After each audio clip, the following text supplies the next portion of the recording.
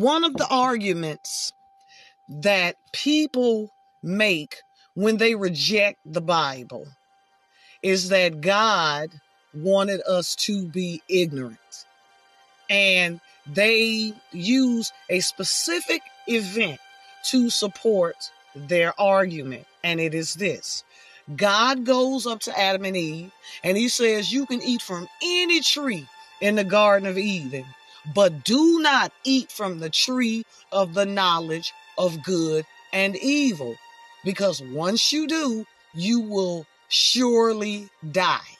And it's funny, you can read this over and over again. You can read any passage in the Bible over and over again, and one day a passage will be illuminated for you. And that's what happened to me with this passage.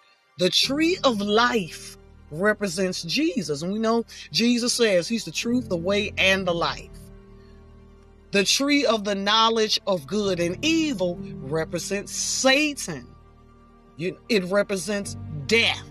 Satan represents death. We do not have to experience, or we did not have to experience evil.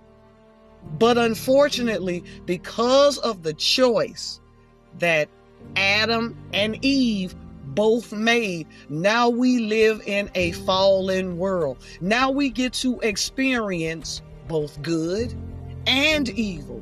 But God didn't want us to go through any of this at all.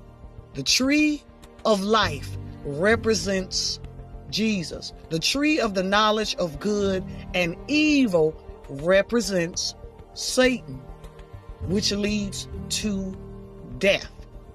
And when God threw Adam and Eve out of the Garden of Eden, he wasn't being cruel.